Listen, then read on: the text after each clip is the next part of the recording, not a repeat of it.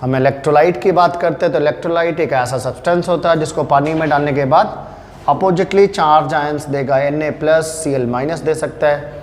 और इस तरीके से इसको तोड़ने में जो जिसका रोल होता है that is your water molecule. Water का मॉलिक्यूल में उसका जो हाइड्रोजन वाला पार्ट होता है वो पॉजिटिवली चार्ज होता है और ऑक्सीजन का जो पार्ट हो नेगेटिवली चार्ज होता है। NaCl जब इसके अंदर जाता है तो वाटर का जो पॉजिटिव पोल है वो Cl- की तरफ आता है और वाटर का जो नेगेटिव पोल जो ऑक्सीजन है वो सोडियम की तरफ आएगा और एक अपोजिट फोर्स लगाने के बाद फाइनली ये डिसोसिएशन में चला जाएगा।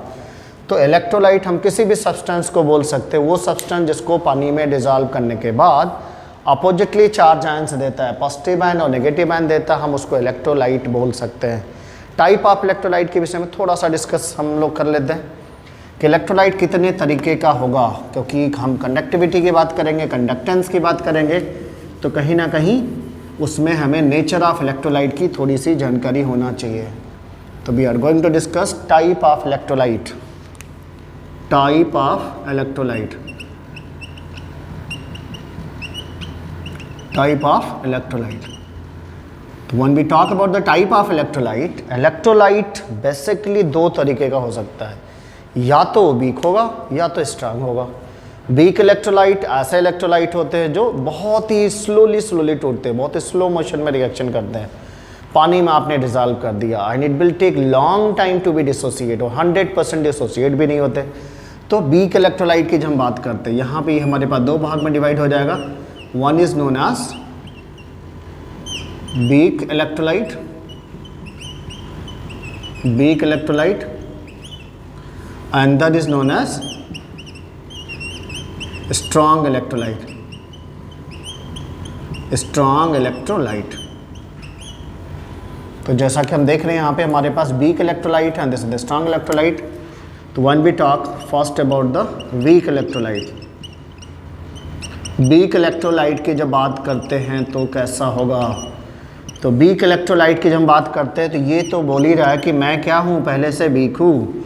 वीक होने का मतलब प्रोसेस क्या होगी, स्लो होगी, स्लो। तो ये वीक इलेक्ट्रोलाइट हमारे ऐसे सब्सटेंस होते हैं जो पार्शियली आयोनाइज होंगे। तो द सब्सटेंस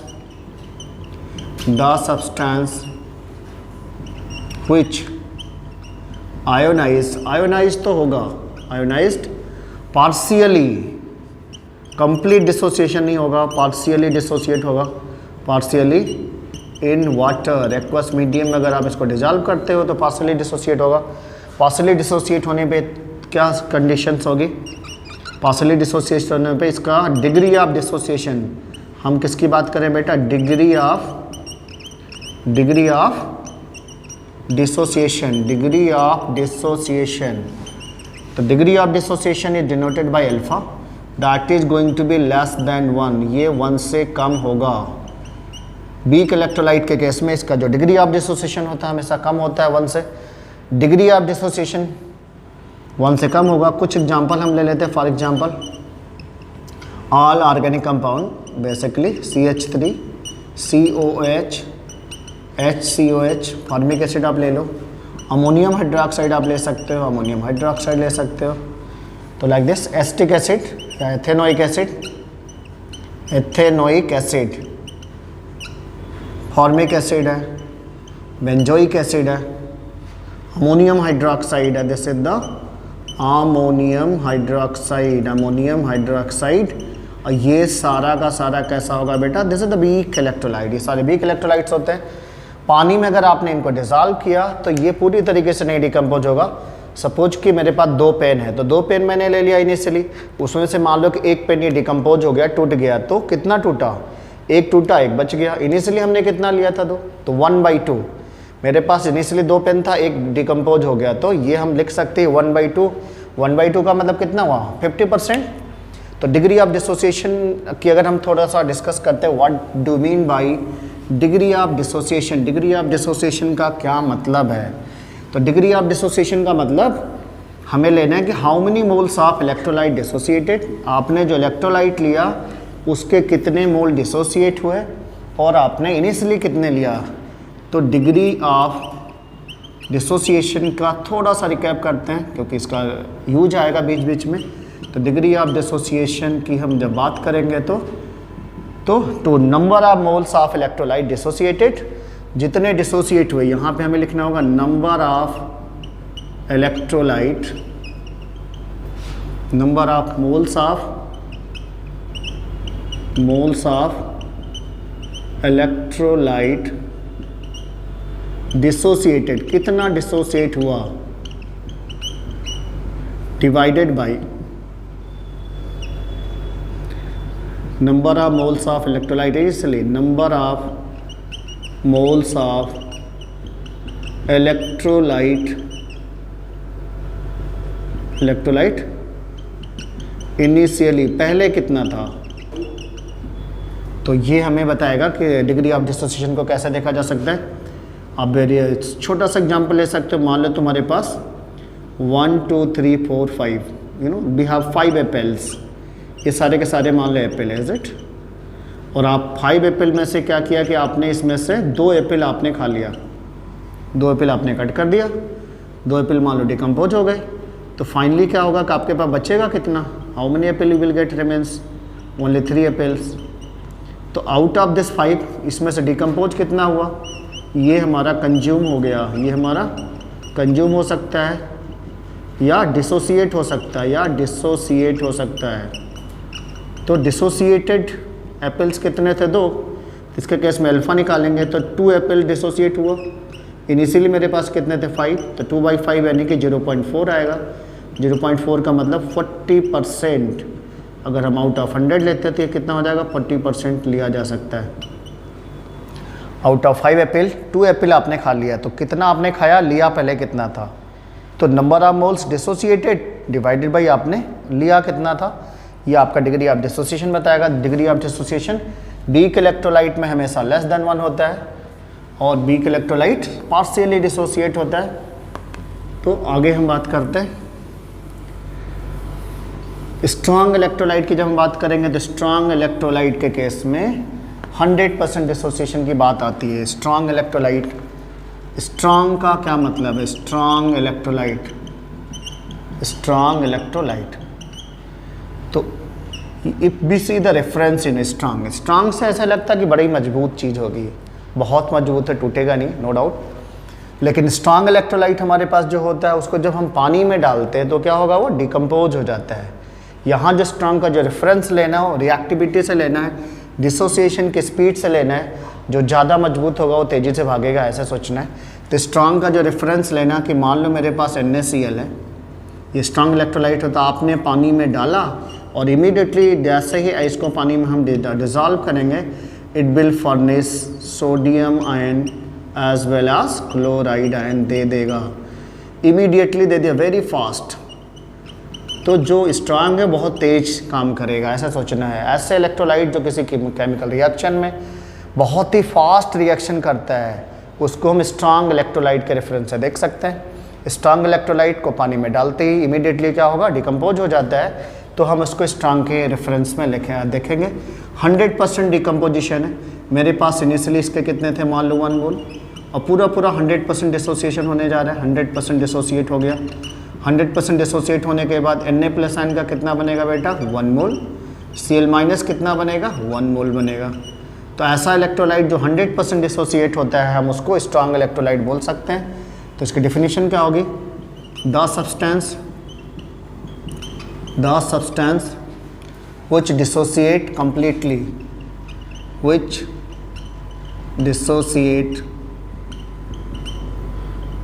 completely, पूरी तरीके से डिसोसिएट हो जाता है, completely is known as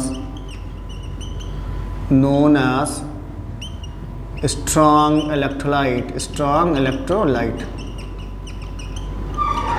तो स्ट्रॉन्ग इलेक्ट्रोलाइट की हम बात करते हैं तो बेसिकली स्ट्रॉन्ग एसिड और स्ट्रॉन्ग बेस से बनते हैं साल्ट।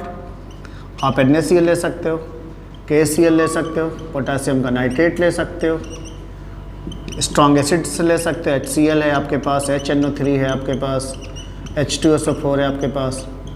तो you can see it, strong acid और स्ट्रॉन्ग बेस से जो बने साल्ट होते हैं उनका डिसोसिएशन 100% होता है। तो they all are strong electrolyte.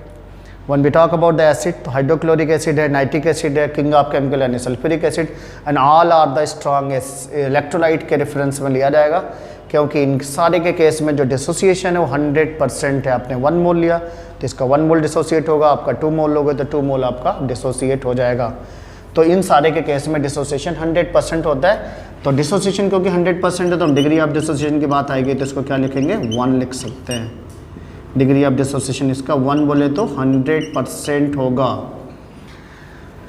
After this we will discuss that what about the conductance. ये जो इलेक्ट्रोलाइट का जो कंडक्टेंस की जब बात करने चल रहे हैं कि इलेक्ट्रोलाइट्स का कंडक्टेंस कैसे होता है, तो नेक्स्ट टॉपिक जो हम डिस्कस करने चल रहे हैं that is your conductance of electrolyte as well as resistance और कंडक्टेंस की बात करेंगे।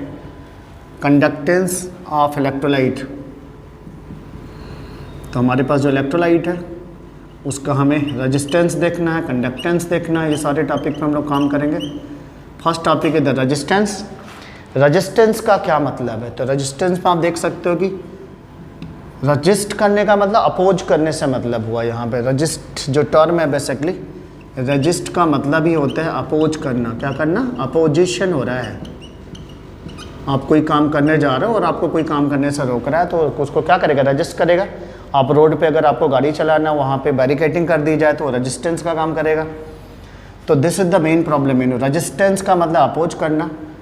तो रेजिस्टेंस किसी भी मटेरियल का वो प्रॉपर्टी होगा जिसकी वजह से वो इलेक्ट्रिसिटी का जो कंडक्शन होता है, इलेक्ट्रॉन जब उसके अंदर से मूव करना शुरू करता है तो उसको क्या करेगा, रोकता है कि इलेक्ट्रॉन के फ्लो को स्टॉप करता है। तो it is defined as the property of material, the property of any substance, किसी भी सब्सटेंस की वो property, the property of any substance which opposes, जो क्या करेगी, अपोज करेगी, which oppose the property of any substance which opposed the flow of current। किसका opposition कर रहा है बेटा, करंट का। किसका करेगा, करंट का। किसी भी मटेरियल की वो प्रॉपर्टी जो करंट के फ्लो को क्या कर रहा है, अपोज करेगा। तो अपोज करने का जो नेचर होता है that is known as resistance. It is denoted by R. इसकी बात करते हैं तो बेसिकली ये कैपिटल आर से डिनोट किया जाएगा।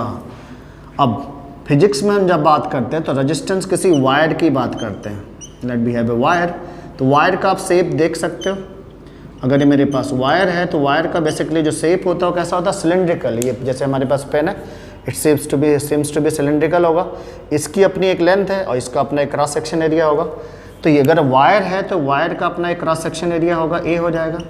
इसकी अपनी एक लंबाई होगी जिसको हम एल से शो कर सकते हैं।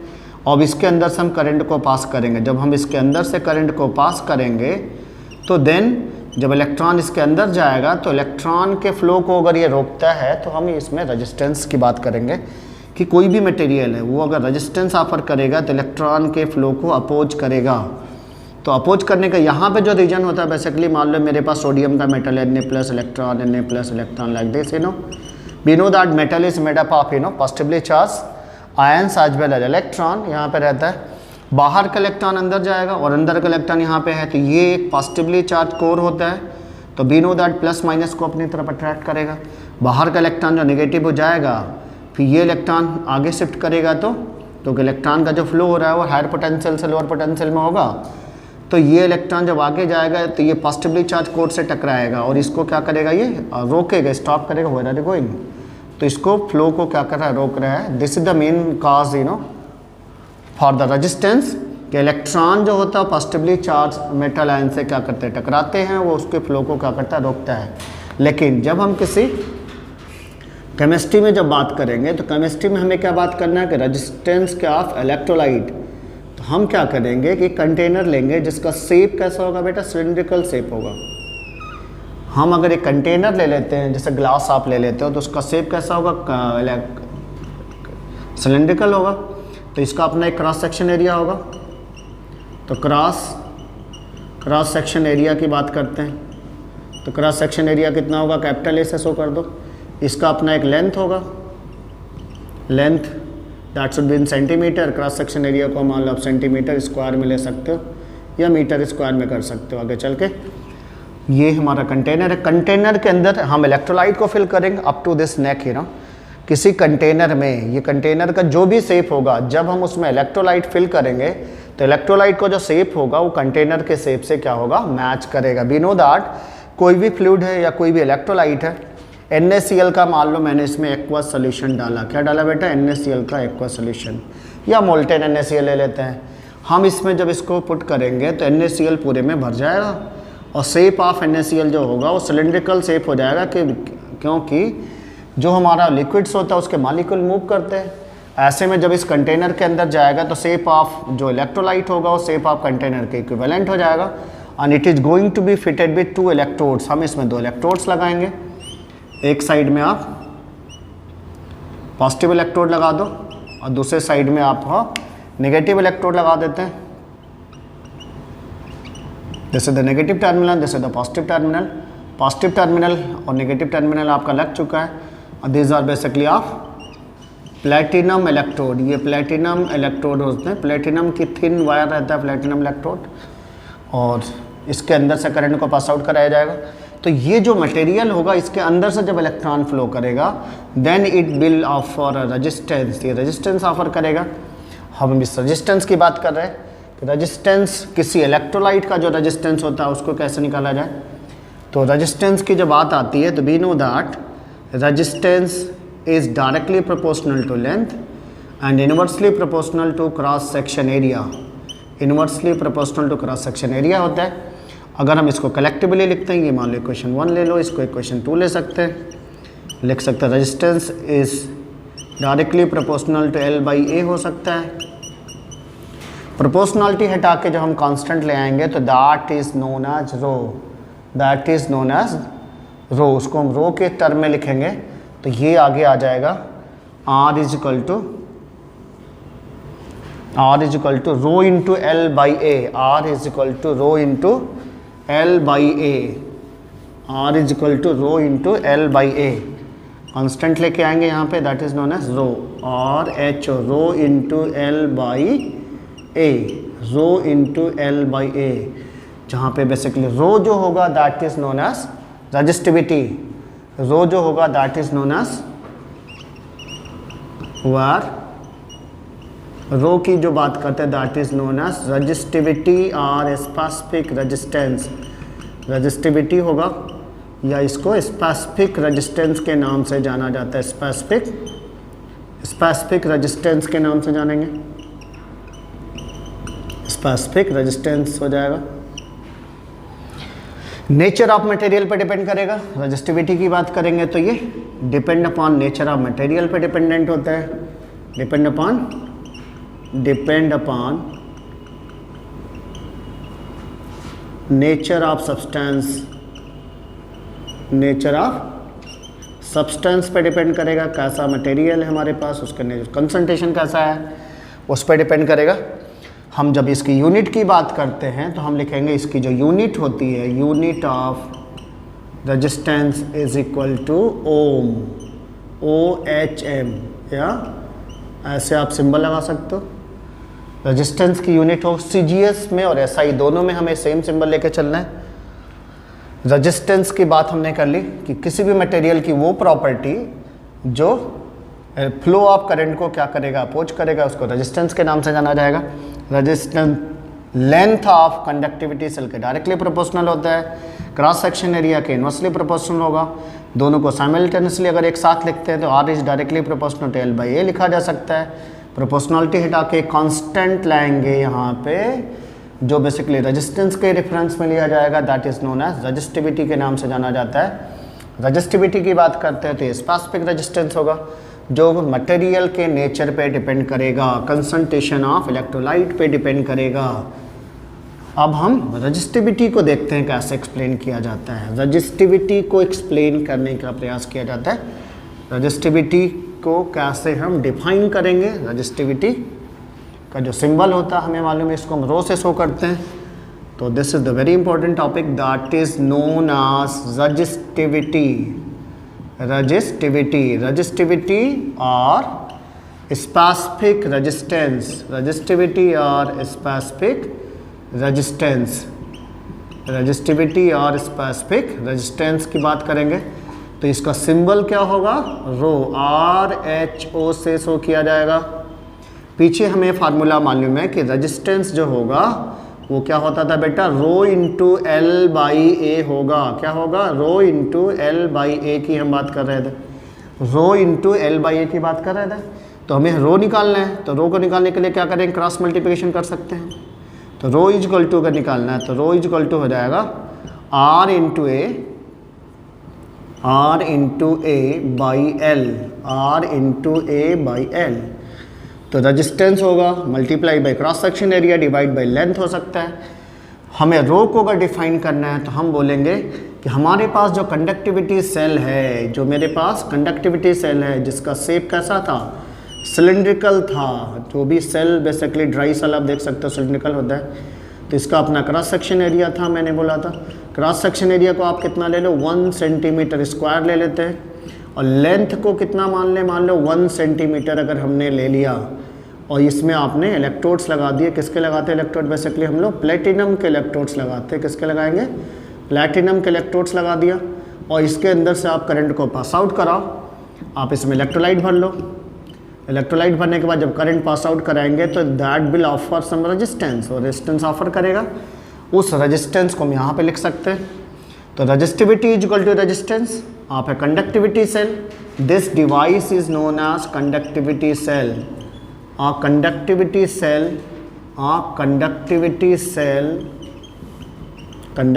Cell having length and cross section area unity. इसका लेंथ को 1 सेंटीमीटर ले लिया मैंने, क्रॉस सेक्शन एरिया को 1 सेंटीमीटर स्क्वायर ले लिया।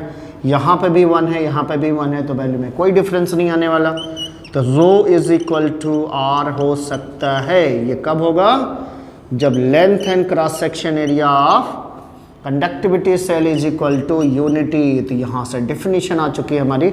हम इसको डिफाइन कर लेंगे यहाँ से कि रजिस्टिविटी को कैसे डिफाइन करने चल रहे हैं हम लोग। इट इज डिफाइंड एज, यार it is equal to, direct लिख सकते हैं, it is equal to the resistance of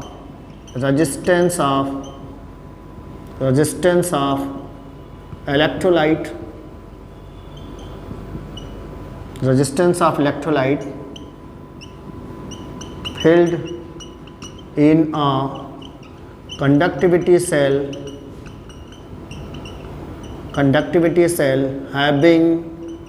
having length and cross section area unity, length and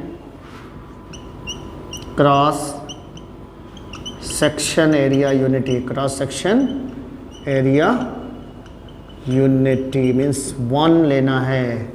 जब लेंथ और क्रॉस सेक्शन एरिया को हम अगर यूनिटी ले लेंगे तो rho is equal to R हो जाएगा। तो it is equal, it is का मतलब रजिस्टेंस, रजिस्टिविटी की बात करें, resistivity is equal to resistance के बराबर हो सकता है। ये कब होगा, जब हम जो इलेक्ट्रोलाइट फिल करके रखे हैं कंडक्टिविटी सेल में, उसका लेंथ और उसका क्रॉस सेक्शन एरिया यूनिटी हो जाए। तो ये इसका डेफिनेशन हो जाएगा। रेजिस्टिविटी की डेफिनेशन हो गया, स्पेसिफिक रेजिस्टेंस। इसको एक्सप्लेन करने का हम कुछ दूसरा तरीका भी ढूंढ सकते हैं। चलो ट्राई करते हैं, क्या इसको एक्सप्लेन करने का कोई और भी तरीका हो सकता है।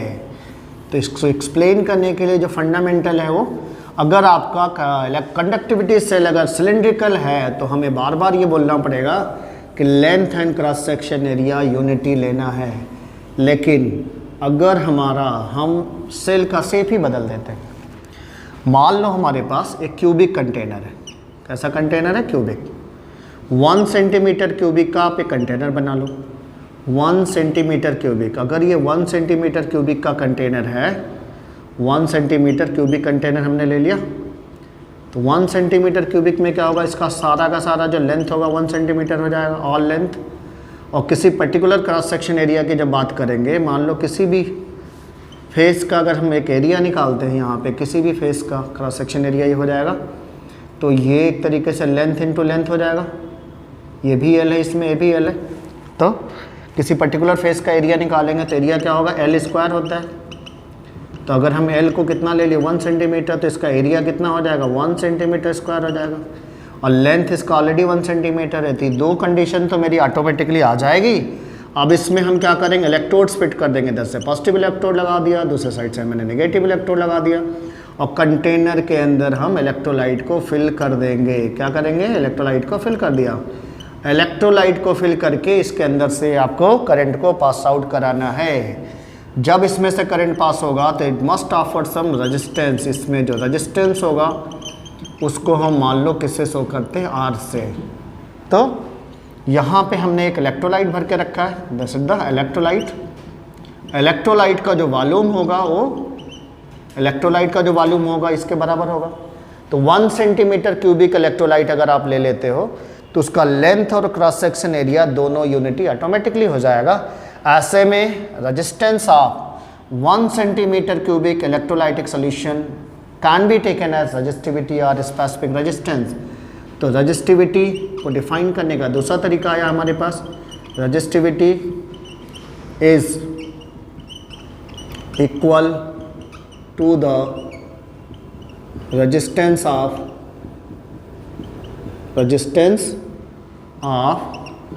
1 centimeter cubic electrolytic solution 1 centimeter cubic electrolytic solution, क्योंकि 1 सेंटीमीटर क्यूबिक लेने पे लेंथ और क्रॉस सेक्शन एरिया ऑटोमेटिकली आपका यूनिटी हो जाएगा। तो अब हम इसकी यूनिट की अगर हम बात करते हैं तो रो इज इक्वल टू क्या था बेटा, R into A by L था। रेजिस्टेंस का यूनिट होता ओम, क्रॉस सेक्शन एरिया का unit centimetre square divide by centimetre हो गया। सेंटीमीटर से इसका स्क्वायर कैंसिल है, इसकी यूनिट आने वाली है ओम सेंटीमीटर। ओम सेंटीमीटर, OHM सेंटीमीटर इसका आपका यूनिट होने वाला है, ओम सेंटीमीटर इज इट। तो रेजिस्टिविटी की अगर हम यूनिट की बात कर लिए तो यूनिट की बात करेंगे, यूनिट ऑफ रो की बात करते हैं तो that is your ohm centimetre in CGS। ये हमारा जो होगा दैट इज इन CGS में होगा। और अगर SI यूनिट की बात करते हो तो आप क्या लिख सकते हो, ओम मीटर, ओम मीटर के टर्म में ले सकते हो रेजिस्टिविटी। हेलो फिर जॉट डाउन इट।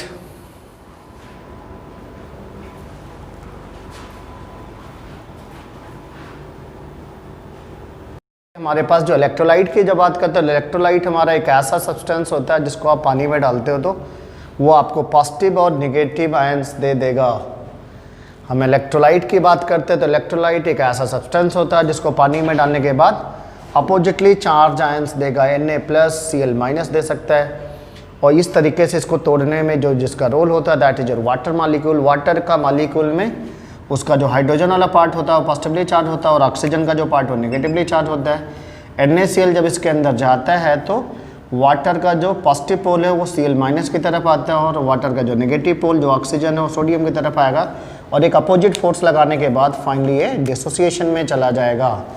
तो इलेक्ट्रोलाइट हम किसी भी सब्सटेंस को बोल सकते हैं, वो सब्सटेंस जिसको पानी में डिजॉल्व करने के बाद अपोजिटली चार्ज आयंस देता है, पॉजिटिव आयन और नेगेटिव आयन देता है, हम उसको इलेक्ट्रोलाइट बोल सकते हैं। टाइप ऑफ इलेक्ट्रोलाइट के विषय में थोड़ा सा डिस्कस हम लोग कर लेते हैं कि इलेक्ट्रोलाइट कितने तरीके का होगा, क्योंकि हम कंडक्टिविटी की बात करेंगे, कंडक्टेंस की बात करेंगे, तो कहीं ना कहीं उसमें हमें नेचर ऑफ इलेक्ट्रोलाइट की थोड़ी सी जानकारी होना चाहिए।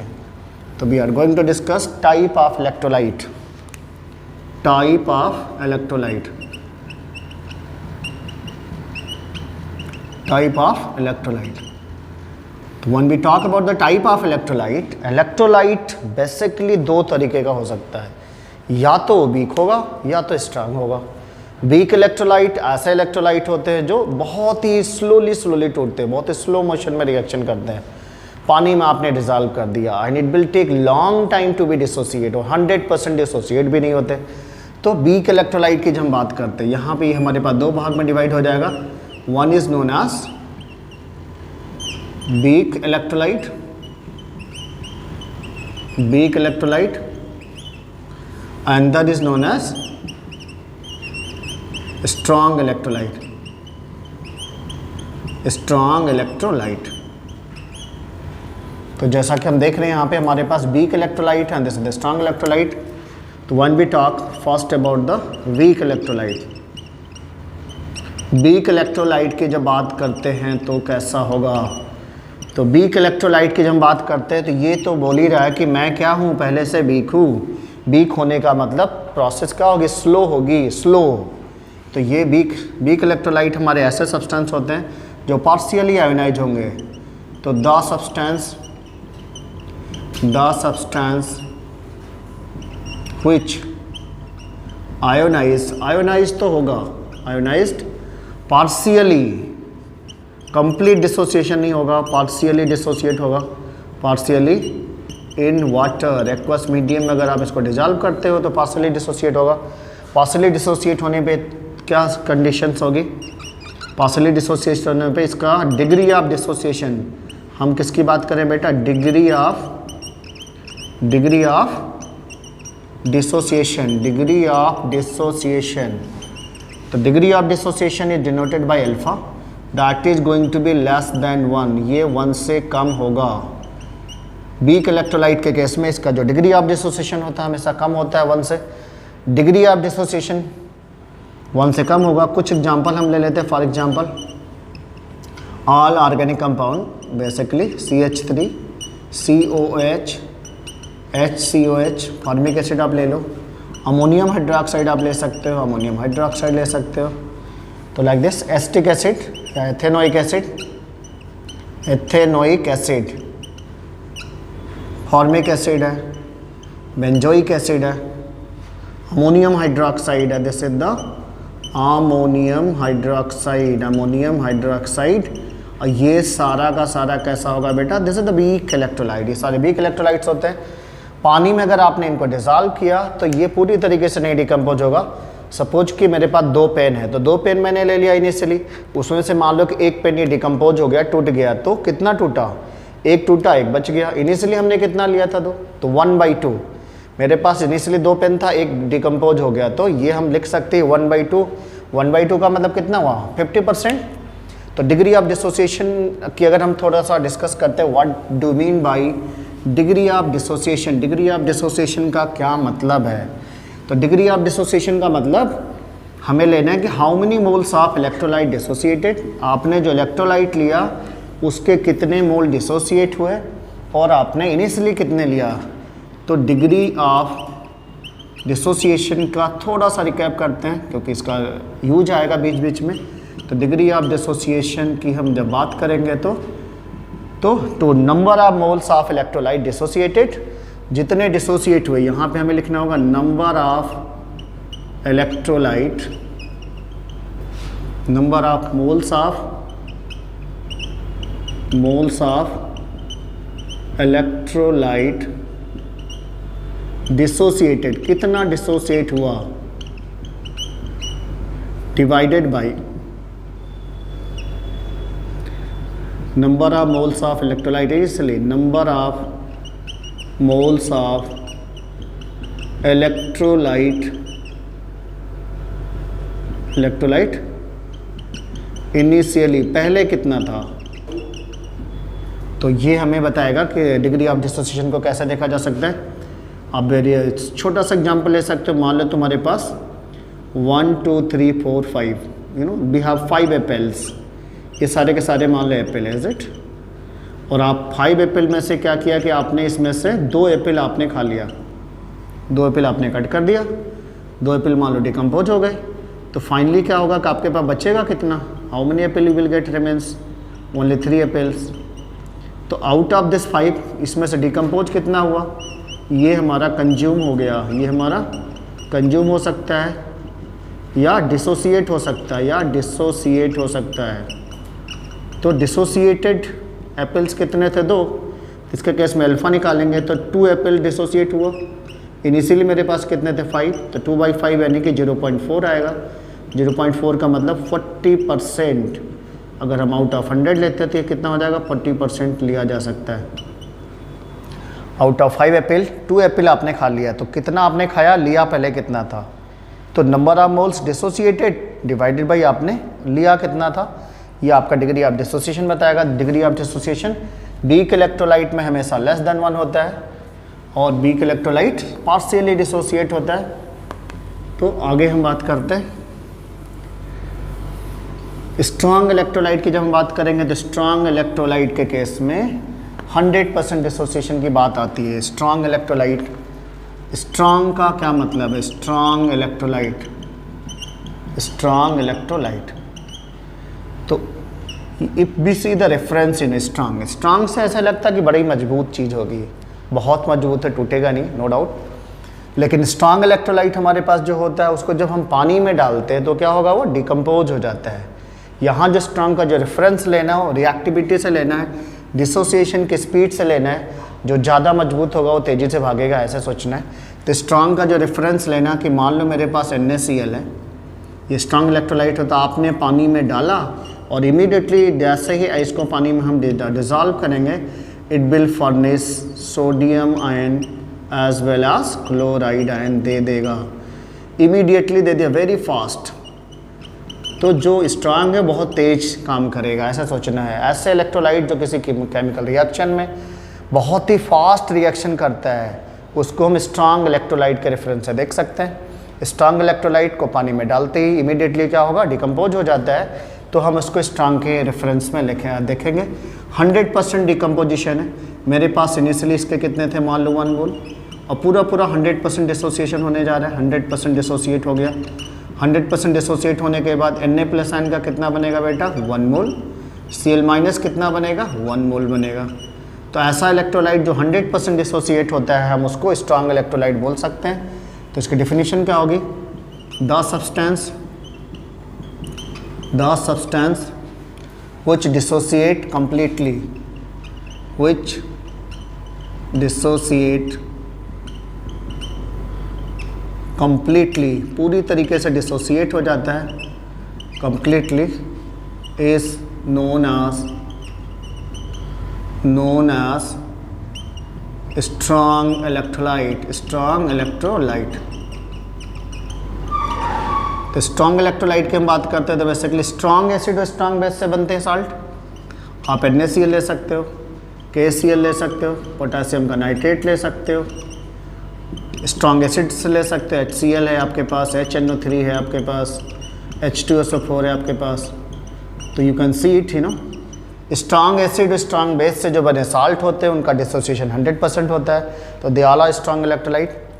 When we talk about the acid, तो हाइड्रोक्लोरिक एसिड है, नाइट्रिक एसिड है, किंग ऑफ केमिकल यानी sulphuric acid, and all are the strong electrolyte के रेफरेंस में लिया जाएगा, क्योंकि इन सारे के केस में जो डिसोसिएशन है वो 100% है। आपने 1 मोल लिया तो इसका 1 मोल डिसोसिएट होगा, आपका 2 मोल लोगे तो 2 मोल आपका डिसोसिएट हो जाएगा। तो इन सारे के केस में डिसोसिएशन 100% होता है। तो डिसोसिएशन क्योंकि 100% है तो हम डिग्री ऑफ डिसोसिएशन की बात आएगी तो इसको क्या लिखेंगे? 1 लिख सकते हैं। डिग्री ऑफ डिसोसिएशन इसका 1 बोले तो 100% होगा।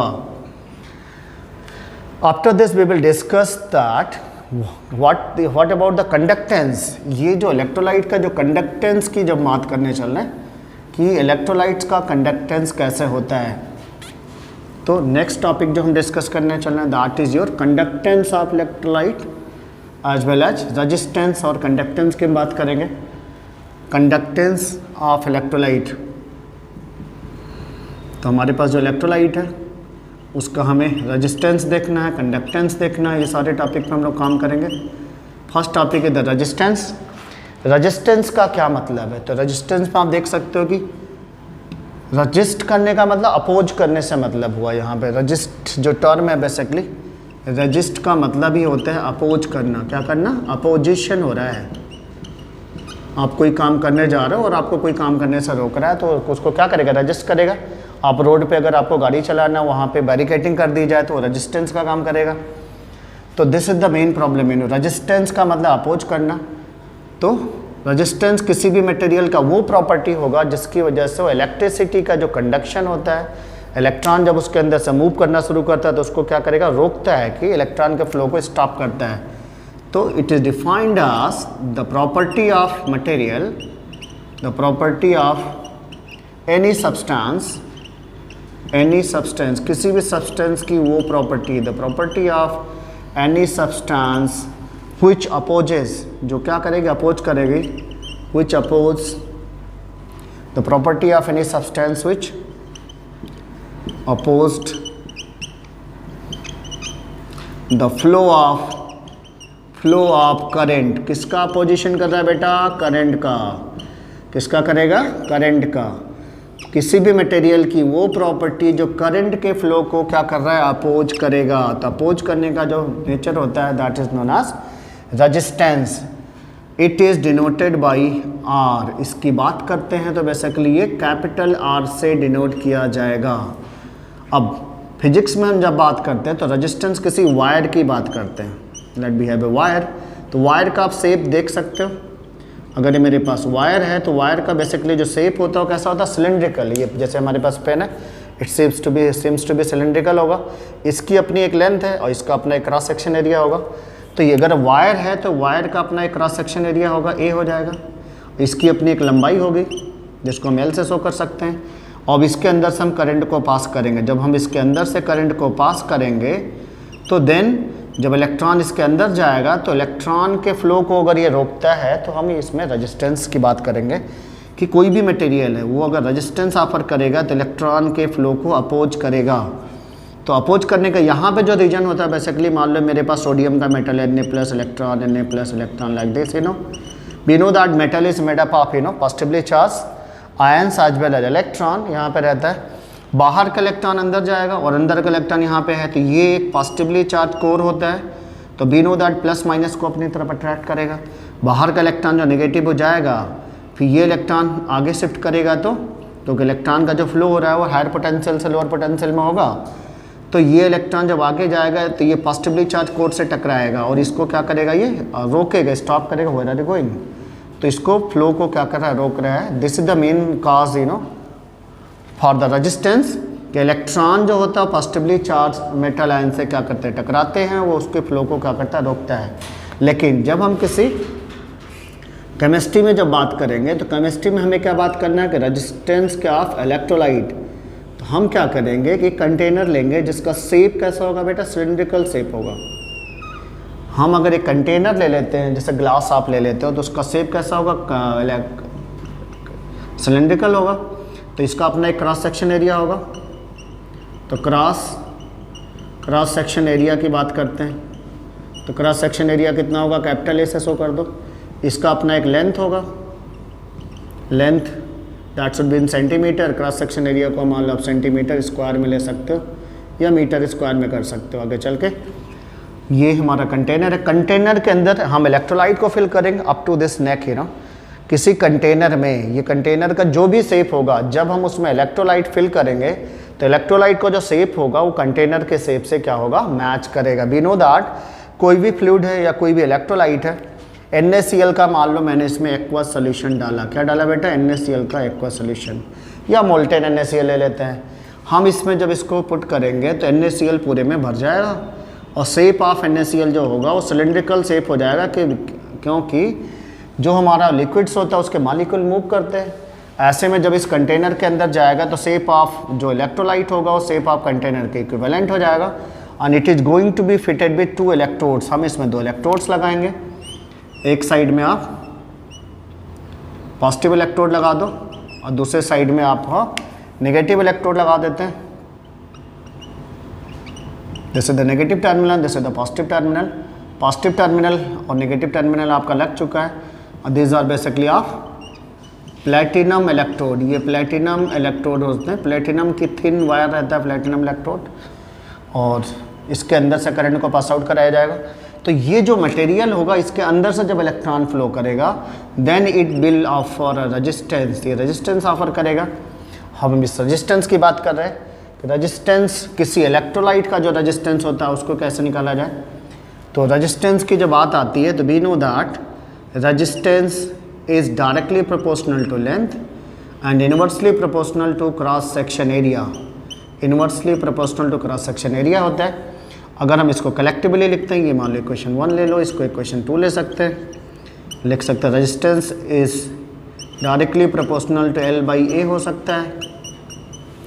प्रोपोर्शनलिटी हटा के जब हम कांस्टेंट ले आएंगे तो that is known as rho, that is known as rho. उसको हम रो के टर्म में लिखेंगे तो ये आगे आ जाएगा R is equal to rho into L/A। R is equal to rho into L/A। R is equal to rho into L by A, constant लेके आएंगे यहाँ पे, that is known as rho, और H rho into L by A, rho into L by A, जहाँ पे basically rho जो होगा that is known as resistivity, rho जो होगा that is known as war, rho की जो बात करते हैं that is known as resistivity और स्पेसिफिक रेजिस्टेंस, रजिस्टिविटी होगा या इसको स्पेसिफिक रेजिस्टेंस के नाम से जाना जाता है, स्पेसिफिक रेजिस्टेंस के नाम से जानेंगे, स्पेसिफिक रेजिस्टेंस हो जाएगा। नेचर ऑफ मटेरियल पे डिपेंड करेगा, रजिस्टिविटी की बात करेंगे तो ये depend upon nature of material पे डिपेंडेंट होता है, डिपेंड अपॉन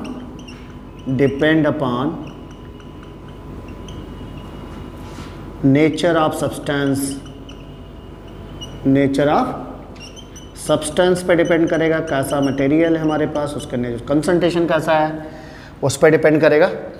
हम जब इसकी यूनिट की बात करते हैं तो हम लिखेंगे इसकी जो यूनिट होती है, unit of resistance is equal to ohm, OHM, या ऐसे आप सिंबल लगा सकते हो। रेजिस्टेंस की यूनिट हो, CGS में और SI दोनों में हमें सेम सिंबल लेके चलना है।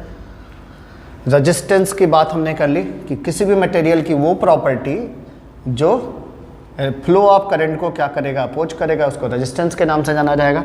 Resistance length of conductivity cell के डायरेक्टली प्रोपोर्शनल होता है, क्रॉस सेक्शन एरिया के इनवर्सली प्रोपोर्शनल होगा। दोनों को साइमल्टेनियसली अगर एक साथ लिखते हैं तो R is directly proportional to L by A लिखा जा सकता है। प्रोपोर्शनलिटी हटा के कांस्टेंट लाएंगे यहाँ पे, जो बेसिकली रेजिस्टेंस के रेफरेंस में लिया जाएगा, that is known as resistivity के नाम से जाना जाता है। रजिस्टिविटी की बात करते हैं तो ये स्पेसिफिक रेजिस्टेंस होगा जो मटेरियल के नेचर पे डिपेंड करेगा, कंसंट्रेशन ऑफ इलेक्ट्रोलाइट पे डिपेंड करेगा। अब हम रजिस्टिविटी को देखते हैं कैसे एक्सप्लेन किया जाता है। रजिस्टिविटी को एक्सप्लेन करने का प्रयास किया जाता है। रजिस्टिविटी को कैसे हम डिफाइन करेंगे, रजिस्टिविटी का जो सिंबल होता है हमें मालूम है, इसको हम रो से शो करते हैं। तो this is the very important topic that is known as resistivity,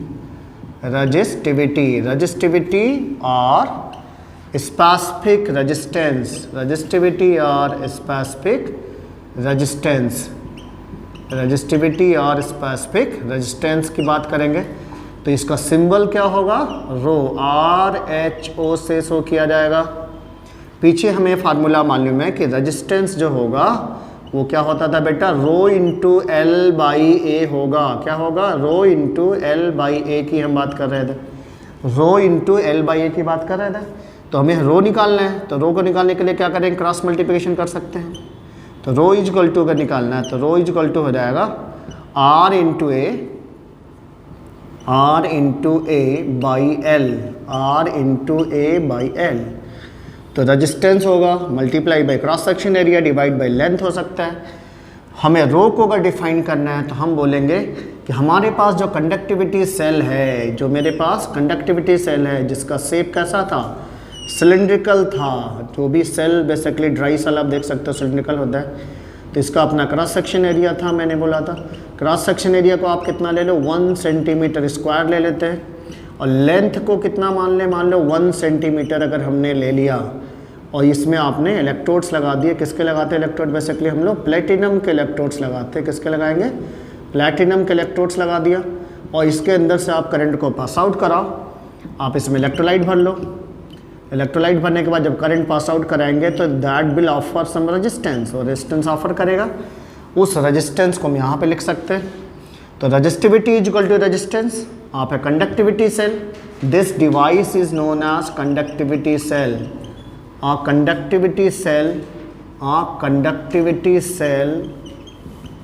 conductivity cell having length and cross section area unity. इसका लेंथ को 1 सेंटीमीटर ले लिया मैंने, क्रॉस सेक्शन एरिया को 1 सेंटीमीटर स्क्वायर ले लिया।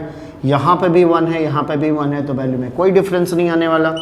तो rho is equal to R हो सकता है। ये कब होगा, जब length and cross section area of conductivity cell is equal to unity. तो यहाँ से डिफिनीशन आ चुकी है हमारी। हम इसको डिफाइन कर लेंगे यहाँ से कि रजिस्टिविटी को कैसे डिफाइन करने चल रहे हैं हम लोग? इट इज डिफाइंड एज, यार it is equal to, direct लिख सकते हैं, it is equal to the resistance of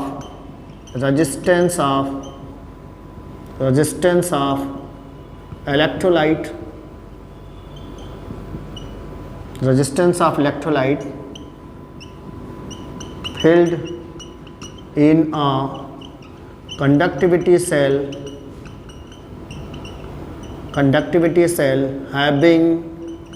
having length and cross section area unity, length and cross section area unity, cross section area unity means 1 लेना है। जब length और cross section area को हम अगर यूनिटी ले लेंगे तो rho is equal to R हो जाएगा।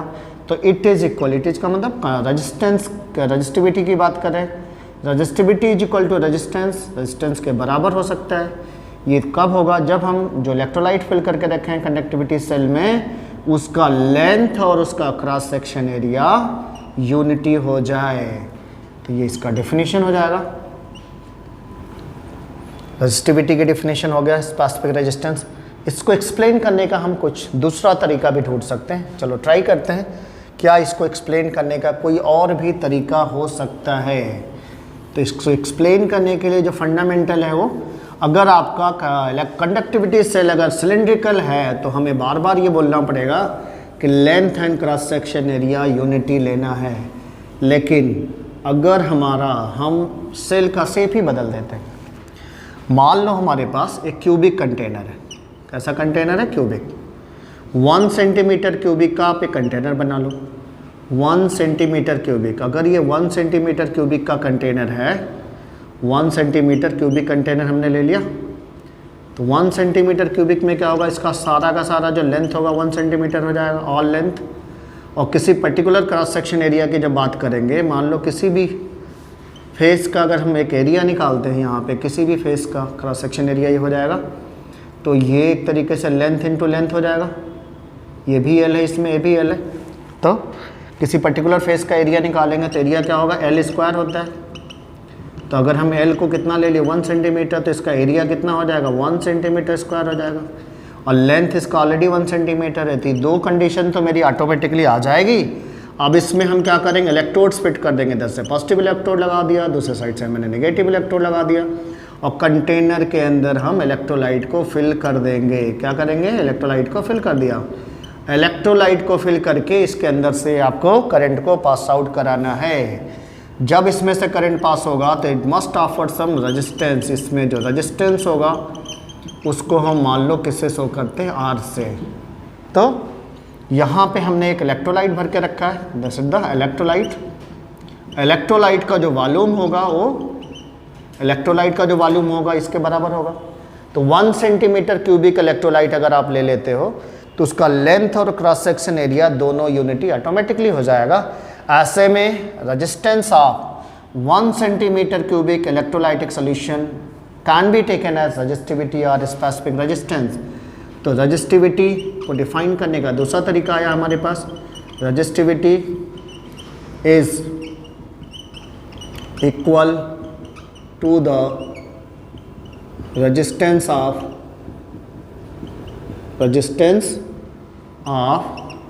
1 centimetre cubic, 1 centimetre cubic electrolytic solution, 1 centimetre cubic electrolytic solution. क्योंकि 1 सेंटीमीटर क्यूबिक लेने पे लेंथ और क्रॉस सेक्शन एरिया ऑटोमेटिकली आपका यूनिटी हो जाएगा। तो अब हम इसकी यूनिट की अगर हम बात करते हैं तो रो इज इक्वल टू क्या था बेटा? R into A by L था। रेजिस्टेंस का यूनिट होता ओम, क्रॉस सेक्शन एरिया का unit centimetre square divide by centimetre हो गया। सेंटीमीटर से इसका स्क्वायर कैंसिल है, जिसकी यूनिट आने वाली है ओम सेंटीमीटर। ओम सेंटीमीटर, OHM सेंटीमीटर इसका आपका यूनिट होने वाला है, ओम सेंटीमीटर, इज इट। तो रेजिस्टिविटी की अगर हम यूनिट की बात कर लिए तो यूनिट की बात करेंगे, यूनिट ऑफ रो की बात करते हैं तो that is your ohm centimetre. In CGS ये हमारा जो होगा दैट इज इन CGS में होगा। और अगर SI यूनिट की बात करते हो तो आप क्या लिख सकते हो, ओ मीटर के टर्म में ले सकते हो। रजिस्टिविटी,